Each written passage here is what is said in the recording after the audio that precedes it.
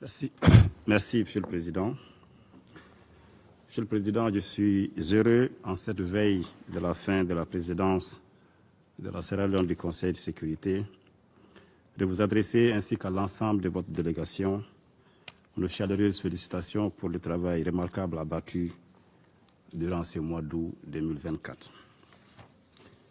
Le Mali a demandé à participer à cette réunion essentiellement pour partager ses vives préoccupations face aux implications et aux conséquences de la fourniture des armes à l'Ukraine sur nos pays, sur nos populations, loin de la ligne de front entre la Russie et l'Ukraine. Comme vous le savez, depuis l'éclatement de la crise entre la Russie et l'Ukraine, le gouvernement du Mali a adopté une position de neutralité. Cependant, nous sommes de plus en plus préoccupés de voir que cette crise se transporte progressivement vers des régions loin du front, comme nous avons pu le constater le mois de juillet dernier au Mali, donc au Sahel, en Afrique. En effet, le porte-parole de l'agence ukrainienne de renseignement militaire et l'ambassadeur de l'Ukraine au Sénégal ont avoué publiquement et de manière assumée l'implication de leur pays dans l'attaque lâche, traître et barbare les 24, 25 et 26 juillet 2024 des groupes terroristes ayant causé la mort d'éléments des forces de défense et de sécurité du Mali à Tizawaten, au Mali, ainsi que des dégâts matériels importants. Pire, ces hauts responsables ukrainiens ont publiquement annoncé d'autres résultats à venir. Cela nous préoccupe. Le gouvernement du Mali réitère sa condamnation ferme de ce soutien assumé de l'Ukraine aux formations terroristes au Mali, au Sahel et en Afrique. Il a décidé de rompre les relations diplomatiques entre le Mali et l'Ukraine, et le Mali appelle le Conseil de sécurité à prendre ses responsabilités face à ce choix délibéré de l'Ukraine afin de prévenir ces actions subversives qui menacent la stabilité au Sahel, voire sur le continent africain.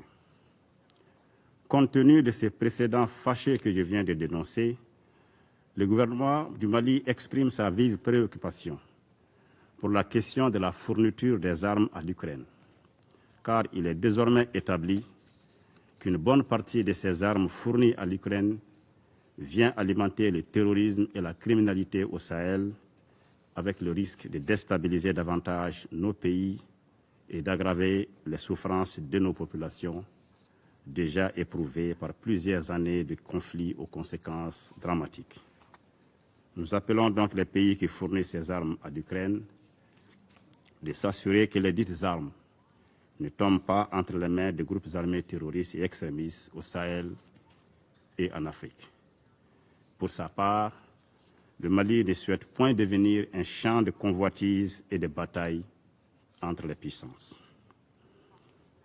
Monsieur le Président, je voudrais saisir cette occasion pour répondre à l'ambassadeur d'Algérie qui, lors de la table ronde sur les 75 ans de la Convention de Genève sur le droit de la guerre, tenue le 26 août 2024 en Suisse, a cru bon de déclarer avoir, je cite, appris qu'un drone a effectué une frappe dans le nord du Mali, tuant une vingtaine de civils.